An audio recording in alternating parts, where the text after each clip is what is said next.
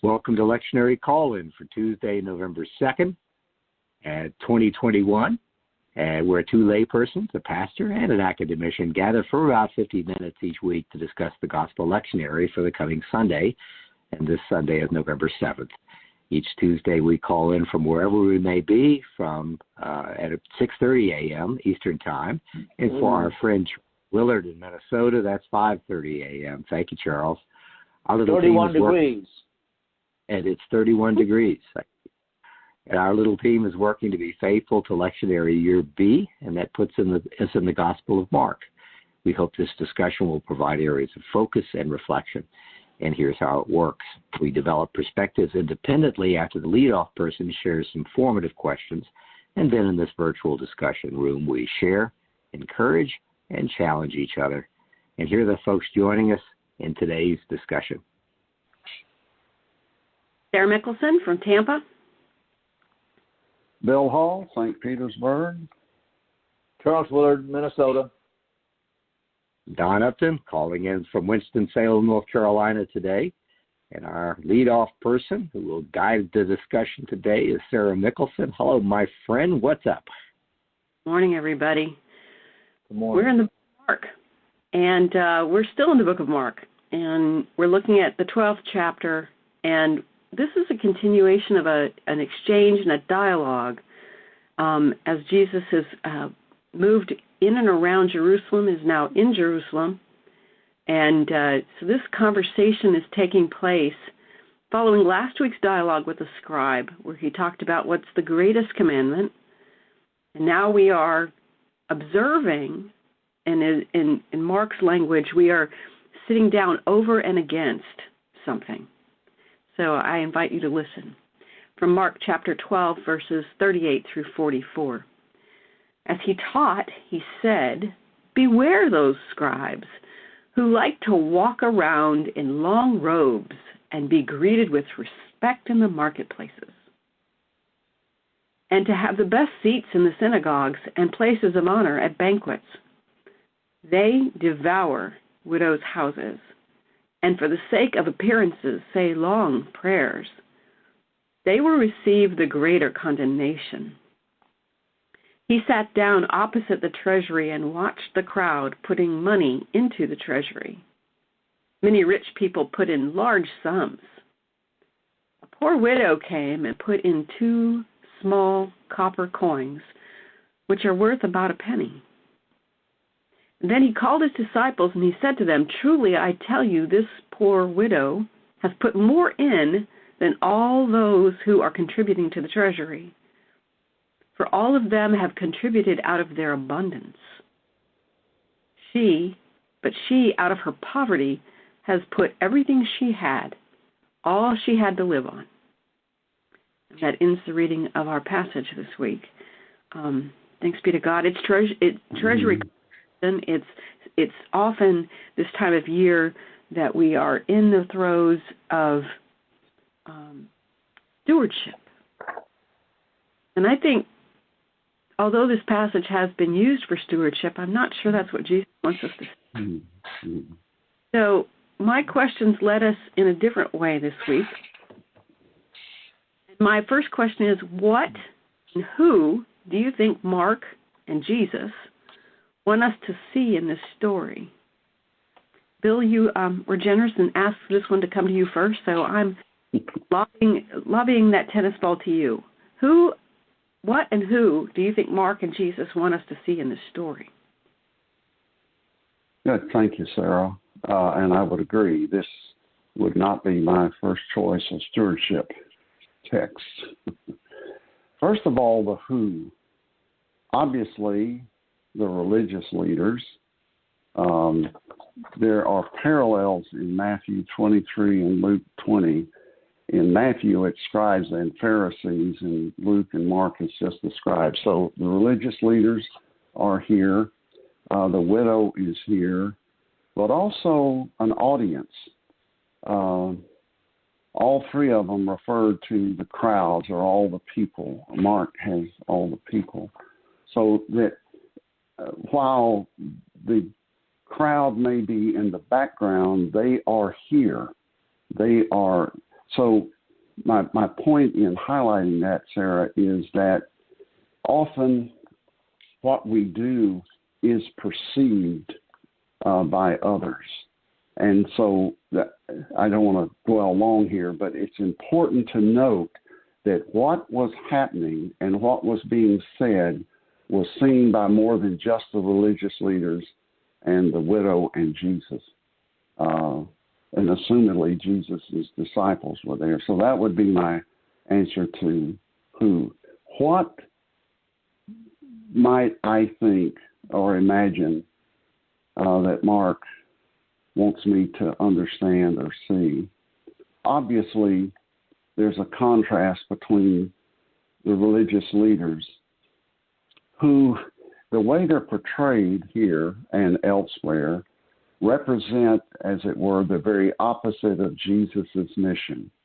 Jesus was about, as we know in his mission statement, the poor, the hungry, the rejected, the, quote, least of these in human views. So a contrast between these one would expect to represent God's mission and this poor widow, who was one of the least of these in human terms, very vulnerable. I infer that Mark wants us to understand she was not doing what she did for show. Jesus happened to be sitting there and observed it and commented on it. I don't sense that she was trying to attract attention with her humility, or whichever word you want to use. And there's a contrast between the rich people putting large sums in and this widow 2 small copper coins. Some of that, I think, is obvious, Sarah, that is here, a clear contrast, but I think nevertheless powerful. And another contrast is next week, when we go to 13, it'll begin with Jesus' prediction of the destruction of the temple. It's like an escalation of this narrative from this giving money to this building that they put such confidence in was going to be destroyed. And another, and maybe this is reaching, what I sense, this is the first time this year that I had this sense, it struck me that as far as we know, once this encounter ended, nobody's circumstances changed. There's no indication that anybody said, okay, we see this widow, we're going to do something to change her circumstances. No indication that the religious leaders changed their behavior. Now, maybe as a pastor, I noticed that for the first time this year, that, and I can identify with that. An event can occur that has great meaning, and people may or may not change because of what they just experienced. So that's what I have for the moment, Sarah. What about you, Don? How do you see this? What or who do you think Mark and Jesus want us to see in this story? Well, I like that you said want to see. So I certainly want you to see things about me. I want it. I think that's human. I want you to see things, and I think that I just love the question because it's there. We all want to be viewed in certain ways. We may or may not be able to control it, but when the system's on your side, oh boy, it's something to relish and protect when the system is on your side. And I think he's writing about systems here is much about people and our responsibility to those systems. And by saying what we want to see, it's also what do people accept. In a simple way, and I'm with my granddaughter today, and I'm thinking about the pictures you look at where things are hidden in plain sight. And they're for children and they're for adults too. And they come in many forms. Sometimes they're really shocking because when you stare at an image, it could be a crowd, could be a person, could be a tree. There's all kinds of games and trickery you can play with the brain and the eyes. And you've all seen them, and you stare and stare. And I remember at times when I was a kid, I'd go, I can't see it, I can't see it. Well, don't you see?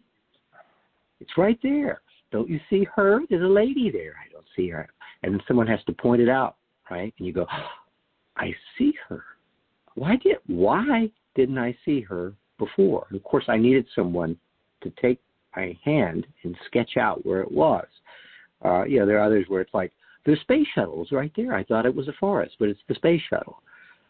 And I think that's an interesting analogy, that things are hidden in plain sight if we don't have the ability, the discipline, the brain power to go out and find it. And sometimes it's just laziness. I don't want it. It takes work. Maybe sometimes it's finding people and things in the crowd. But I remember going, it's a tiger. Or sometimes there's some that are scary. You look and look and then go, there's danger. There's something, it's not a happy picture. There's something bad happening here. And it's put together in a way where that can be revealed. Shocking. And I think for me, it's analogous to what's going on here. I think one of the things Jesus wants us to see, or maybe Mark, the author of Mark, wants us to see, is that Jesus is watching.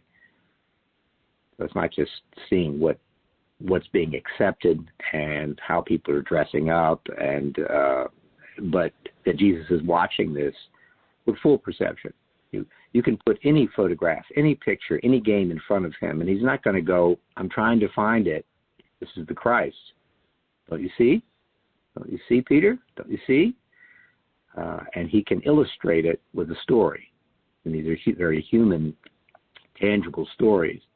And so do you see that the Christ is present?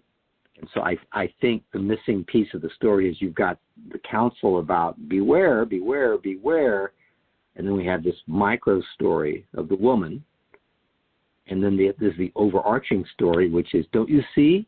The Christ is there leaning against the wall watching. Don't you see the Christ? I don't see the Christ. Don't you see? As foretold, as promised, just like promised. Don't you see? I don't see him. I don't see him. So that's my thoughts there. Thank you. What about you, Charles? It's very complicated, and I think that one comment I wanted to make was that we, in terms of your question, we have no idea what Mark wanted, and we have no idea what Jesus wanted. The text does not provide us access to either Mark's thoughts. Mark didn't say, this is why I'm doing this, so that whatever we assume Mark meant is something that we assume, not something that we know that Mark did. And even less do we know what Jesus intended when he said these things and when he thought these things, or when he said these things and when they were reported by Mark as something that Jesus was thinking when he was looking at it. So it's just I wanted to be careful about what we think we know. What we know is what people who would have read this material would have understood from what they read, not what Mark thought and not what Jesus thought. Secondly, the question that I continue to be puzzled about, and I've written this under the verse 43 and verse 44, and my question to myself is, why did the widow do this? And there's no answer to that question in this text. Jesus said, all of them have contributed out of their abundance, but she out of her poverty has given everything she had, all she had to live on. I can't think of a reason. I can't imagine a reason why she would have done that. And I'm going to leave you with that puzzle because it's a puzzle that I got when I looked more closely at the text and realized that when I asked myself that question, I didn't have an answer for it. That's not a very smart thing to do, to put out a question for which you don't have an answer, but there it is. So I'll share it with you. When I read this, I thought about what was the purpose of the temple to start with. What was its reason when they were gathering under tents as wandering Hebrews coming out of Egypt? What was the purpose of the temple?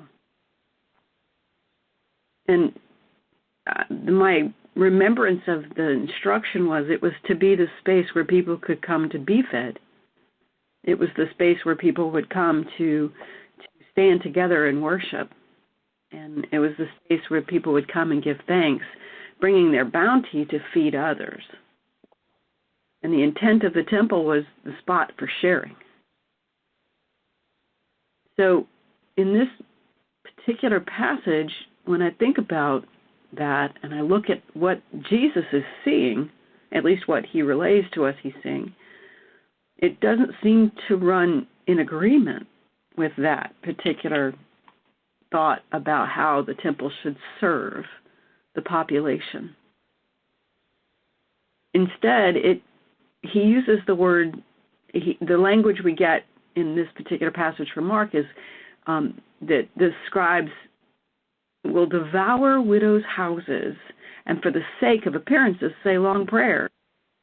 So that the conversation isn't about serving others, it's about being observed, about being, if you will, putting forth an image about how you want to be perceived. The language that she gave all she had to live on frightens me because of the words, they devour widows' houses. The intent there for me, and I don't know if it's an inference or if I'm just running away with the ball, if she doesn't intend to live, she's able to give all that she has. So I looked at this and I thought about the corrupted system that has developed in the temple process, that instead of feeding and becoming that place of sharing, it's become a place where those that have are that want to be perceived as givers make a lot of noise when they drop their pennies into the bucket, and the woman who gives all that she has barely makes a sound, but she is being devoured by this system. And I think that's the really startling and stark moment for me is Jesus is observing a system that's completely working against the kingdom of heaven here and now. So I'm startled, and again, it's one of those moments of recognition of human corruption, and the cost of human corruption, because I think the widow is the example of the cost of human corruption. And in these two things, the cause and the effect are put close together for us to see. And I think of Charles Dickens doing it when we can see this transition between Jacob Marley and his partner, Ebenezer Scrooge, and the contrast between one knowing the outcome of the story and the other one still perceiving and pursuing what his intent is. So I'm very uncomfortable with this because it looks like a system that eats people and grinds them down and grinds the people into the dirt, especially those that should be cared for, that should be brought into this family and served by the temple, the widows and the orphans. And here we have a person specifically addressed in Leviticus and Deuteronomy as needing care, and the system is grinding her into the ground. So that was a startle for me. David Lose asks, and I do too, how do you hear Jesus' description of the poor widow's offering? Is it praise or lament? And I thought, that's a really good question, and I thought, I'm just going to lift that one up and bring it to you guys. Is this praise or lament how Jesus talks about the widow?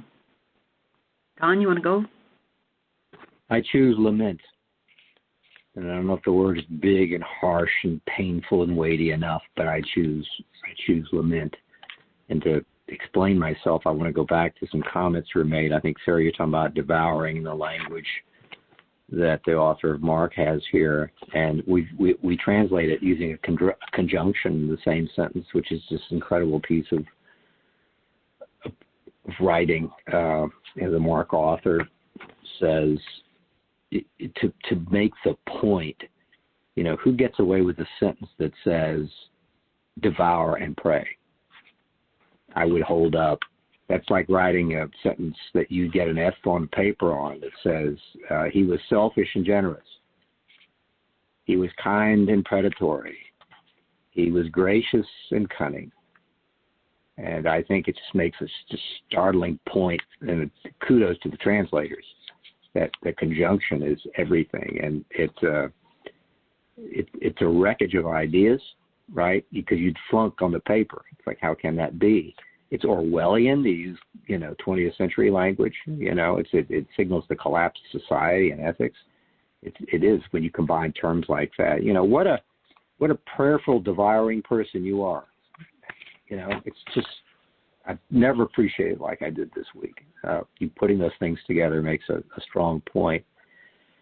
And Bill, you had talked about how there's no reform or change of heart in any of this, and I'm with you. And then we get to the micro story of the woman, and it's just her. The burden's on us.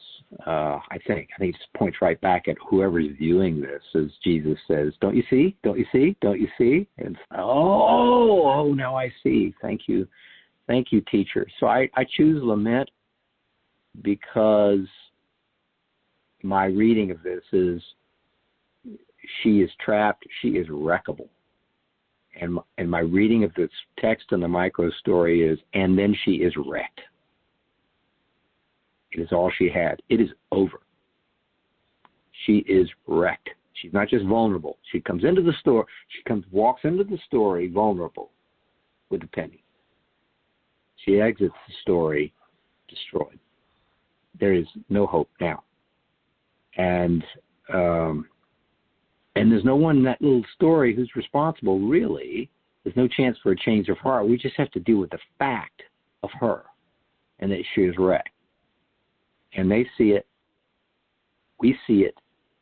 We're witness to it. And it's just left hanging. What is the responsibility here? Is brutal.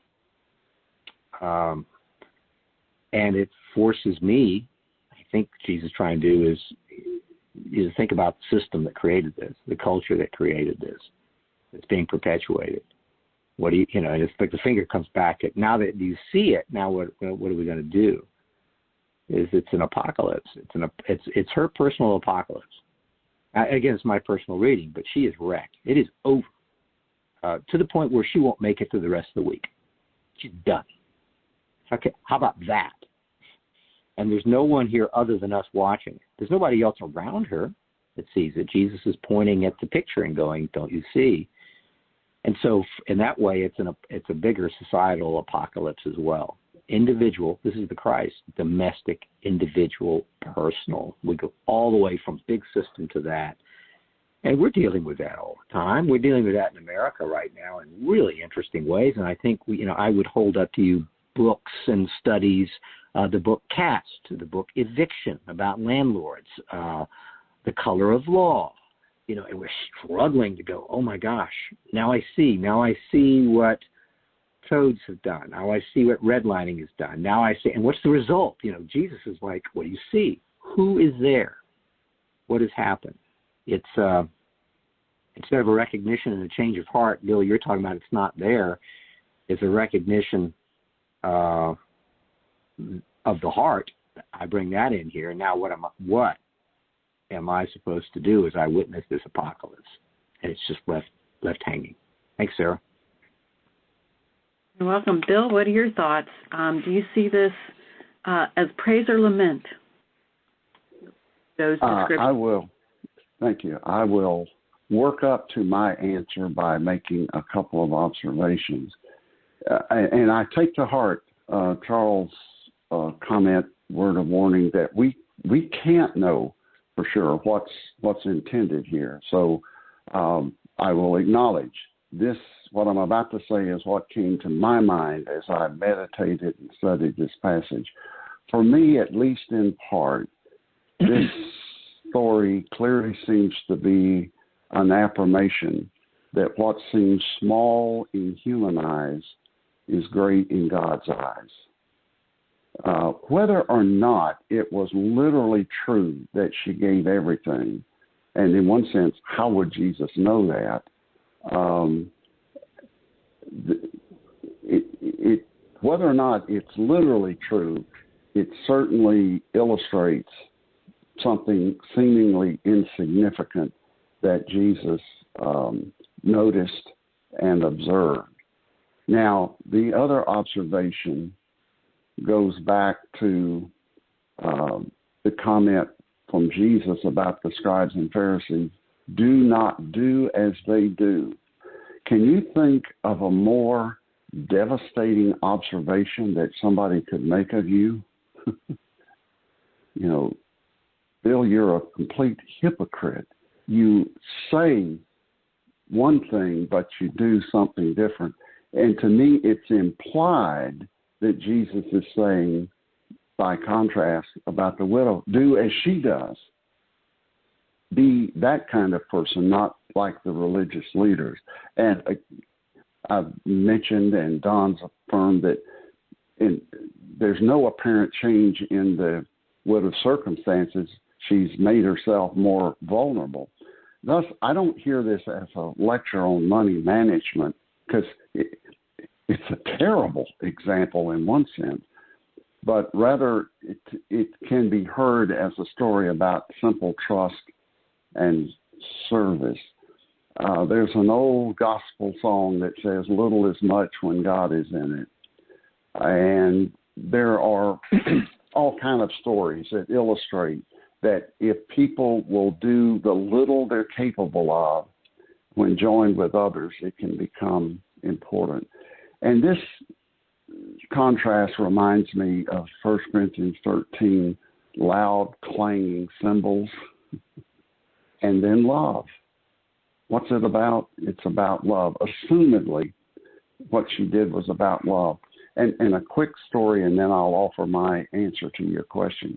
Some years ago, we brought a representative of the Medical Benevolence Foundation to the church. I don't know if that organization still exists. It was a parachurch or Presbyterian organization that raised money for medical supplies and so forth overseas. At the end of his presentation, he put a picture up and told a story that there was one of the poor countries overseas was in famine. Relief agencies could not serve everybody, and so they literally put a chain link fence up and let in the number they could serve and kept out the others.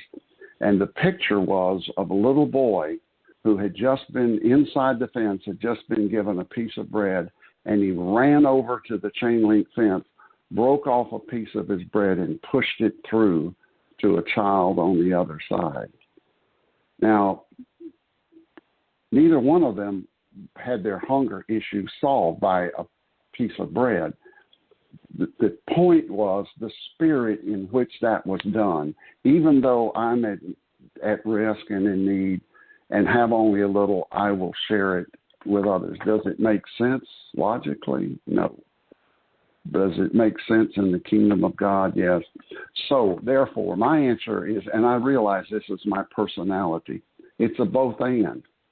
I think there is praise and, I would say, perhaps more powerfully, a lament that we have throughout history, structures that do that there's a poor widow and there are the wealthy who have too much and those who have too little. So I hear it as praise and lament, highlighting lament. That's what I have. There's this story that the forest kept electing the axe into positions of power because the forest thought the axe was made of the same thing that they were.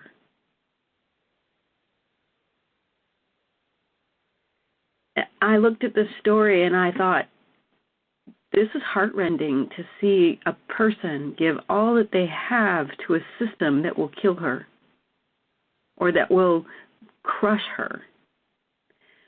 But yet she still persisted in hoping and funding the system because she believed it would do good. And I think that Jesus wants us to see that as much as he wants us to see the characteristics of the system that are not healthy, and that she has done what she has been asked to do. It's the system that has failed, and I'm still kind of in a place of uncomfortable dumbstruckness, if that's such a thing, because I wonder how I participate in systems that do this. Or am I a participant with hope that this system will effectively serve? You know, am I reelecting the axe and not prepared for the cause and the cost that the axe is going to bring to bear to the forest? So I'm kind of struggling with that a little bit here. I am a believer, so I optimistically see how she generously gives and believes that God is still at work in the system. But I also am a bit of a pragmatist, that I can see the system and recognize its corruption and how it will fail her, all in the same very small portion of verses. So 6 verses in, and I can still see both sides of this. So I see it as a both and as well. Charles, do you have anything to add? I'm trying to think how exactly to articulate this. I think that as in other instances in the biblical text, this story represents, and the way it's set, the way it's put forward, is an exaggeration. It's an exaggeration to make a point, and I think the point is to contrast the nature and the giving capacity of the widow, and that's the point. Not that she gave everything, although that's what the text says. It's not the first time in the scripture that we've had, or Mark, that we've had exaggerations that make the point, which is what that does. So I'm not, there were structures for probably better than we do in our congregations of maintaining and providing support and life-giving food and other items like that to the less well off in the synagogue. They did that on a regular basis. I think that's what the narratives that I've read say. So it's not to undercut. It's simply to say that it is a dramatic magnification of the consequences of both her action as well as the consequences of the action of the ones who, I think, of course, about the rich young ruler who was given an opportunity to come and be like the disciples. And he went away crestfallen because he owned a lot. And so it was going to be hard. Caroline Lewis says that when you've been shaped by powerlessness, you often have little choice but to put your trust, your hope, your livelihood in extant authorities who claim that they have your best interest at heart. That's her Dear Working Preacher commentary from something she entitled The Widow's Might. And I'm trying to see, this was written in 2018. So that really chimed in on me a little bit. My last question is, what is the call to action for Christ's followers in this passage?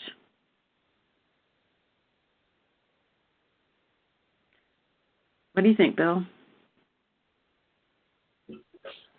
I'll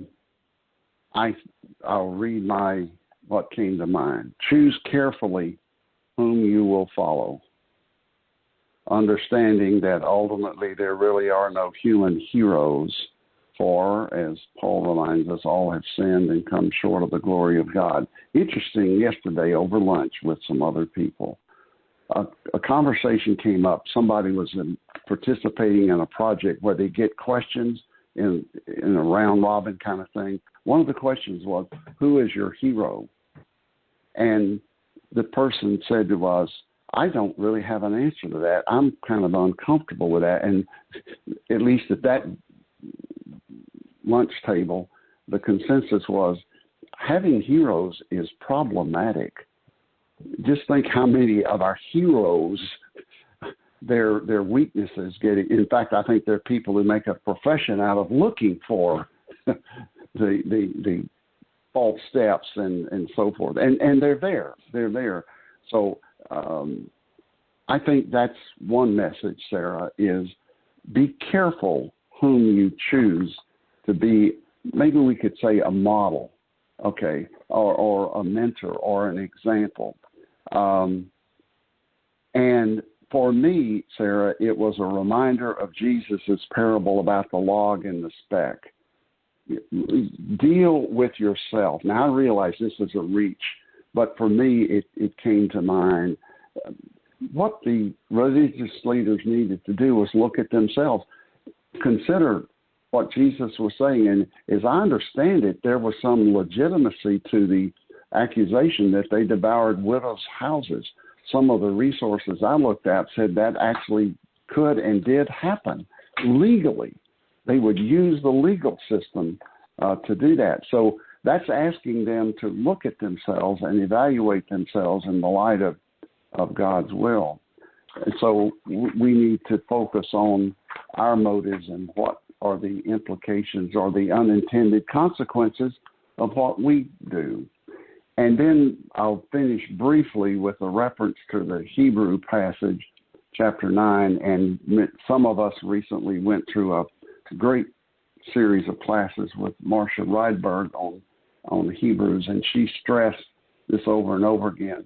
The Hebrews passage for this week, I'll read just a few verses. For Christ did not enter a sanctuary made by human hands, a mere copy of the true one, but Christ entered into heaven itself, now to appear in the presence of God on our behalf. Nor was it that he offered sacrifices over and over again. And Marcia helped us hear anew the Hebrews' emphasis on it is finished, the once and for all sacrifice that Christ made, and that Christ, if you please, is the temple. The church is the temple. It's not the building, which, as we say, next week we'll see predicted it will be destroyed. That whole emphasis on community, and a number of us are talking about how is the church going to come out of this pandemic. I don't know. I don't profess to know, but I think we're offered the opportunity to re-experience that it's about community. It's not ultimately about buildings. Buildings can serve mission, and Palmacia Presbyterian Church, I think, does that well. But it really is about community and bonding together, rich and poor, great and small, to work together to do God's work. So that's my call to action, Sarah, is to look at myself and seek to listen anew to how I'm missing the mark. I'll finish with that. Charles, do you have any words of wisdom here? No, I don't. I'm sorry. Don? Well, go back to Jesus lets the story hang. So I think that the call to action is partly in our hearts because it's just hanging there. I've been thinking about one of the gifts my dad gave me, which was to deconstruct what I viewed as a perfect product. For my dad, it would be a television show, a movie, a poem, and if I was, as a child or an adolescent, moved, I loved it. Think about something you've seen. It's a creation of art. For me, performance art. I would be so impressed. And he wouldn't tolerate it. And he'd go, all right, come here. And because of what he did for a living, he could say, this is the light person. This is the stage manager. This is the crew. This is the cameraman. This is where it started. Here's the writer. He'd tear it to pieces. Great gift. But I can remember a sense of, having to let go because the product will never be the same. You can see the pieces now. You can't see the product. It was tough sometimes because something I loved, he would deconstruct. And I think what is the call to action here is to not be afraid of deconstructing. Don't be afraid of questioning the system. Don't be afraid of looking at the micro. Find where the people are. Theory is not enough. This begins with a warning. Here's some guidance for you, but that's not enough. He says, look here. You see her? No, I don't. Look more carefully. I don't see her. Okay, I see her. Now let me tell you about how she's being wrecked. But I think one thing is it's almost Jesus putting his hand on his shoulder going, it's okay. Not only can you look, and I know it's unbearable, but you can go into and look at the system. And I think we're probably asked to listen to the Christ. Maybe that's the overarching here. Listen to the Christ. If you're going to trust anything, trust the Christ.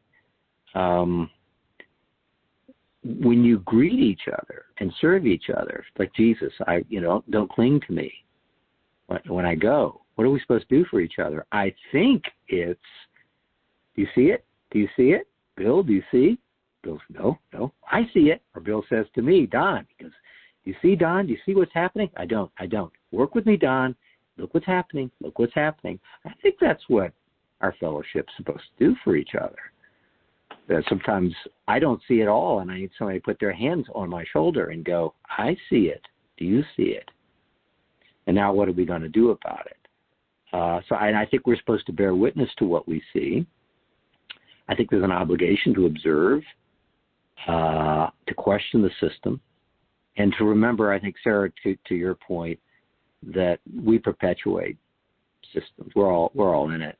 And I'll put my hand up going, I love things in their whole. I love the whole. I love the whole system. I love the whole poem. I love the whole movie. I love the whole culture. Do I really know what it is? And I need my brothers and sisters to help me pull it to pieces so I can understand, especially the unforeseen consequences if it's something I love. Because I perpetuate systems. I revere systems. I protect systems, sometimes without thinking, but sometimes yes. Don't attack my system, and we're dealing with that every day. We always have. Take a breath, My dad used to, in that same spirit, when I was very young, he would say things like, related to things we revere in our culture, might be the Pledge of Allegiance, or something like that would take place in elementary school. And he would say, because he knew one day there may be someone in your class who will not participate. This is not about you, Don. And he saw that as a sacred moment. And he knew I would be conflicted. Something might happen. I mean, it could be any cultural routine that you kind of fall into. And he'd say, I want you to see it. Don't get angry. It's not yours, right? And so it's just that discipline. Of course, I don't have the foresight and the discipline to do it. I've always depended on other people to take my little head and go, look here. It might not be as special as you think it is. That's all I got, Sarah. There's a phrase that says, how I do small things is how I do everything.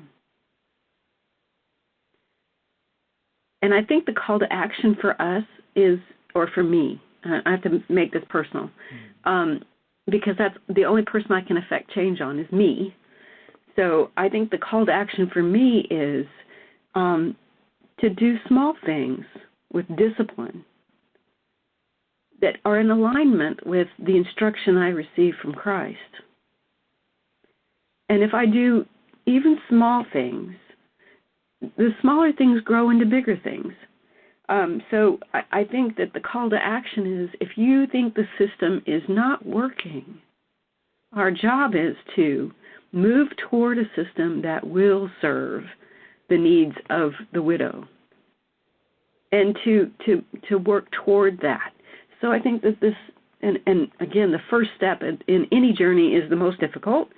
So I think that that's the persistence here, is to move forward with the commitment that I want to be a part of a system that does feed the widow. And I want to be a part of that effort. So I see that as the call to action, is like, first do I see it? Second, do I see and I want to be a part of something that's better, or something that does the intended good that we hope it will. And I think that's the commitment or the call to action I'm invited to play in.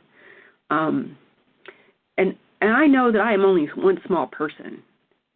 And my one small offering, if you will, could become a part of a bigger system that would do the good thing, or do the best possible thing with God's intent, instead of being driven by an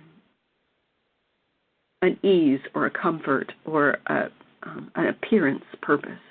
So it's stay authentic, choose to be participatory in creating a system and working within a system that does good, or make the system that you work within do good. I think that's the other piece, is we're each called to work toward the kingdom of heaven from where we are. I think that's the other part of this call to action I hear. But it's a very difficult passage for those of us who see wealth as an entree into the future that's much more secure and safe, and we can not worry about where we're headed because we have enough. And if the reason we have enough is because someone doesn't have any, then there's a problem. So it makes me sit back on my heels a little bit and go, I've been complicit in a system that's been devouring widows' houses. And if so, I need to be aware, and I need to make forward motion against that. That's all I got this week. Thank you, Sarah, and thank you for those questions. And for those listening in who are going to be moderating classes, leading discussions around this lectionary passage, Sarah's questions, really work well for a class. They're compact and they feed into each other really well, especially that last, what is the cause? So I think we all commend those questions to you if you're looking for a way to bring together a discussion. Palmacia Presbyterian Church is at 3501 West San Jose Street. That's in Tampa, Florida.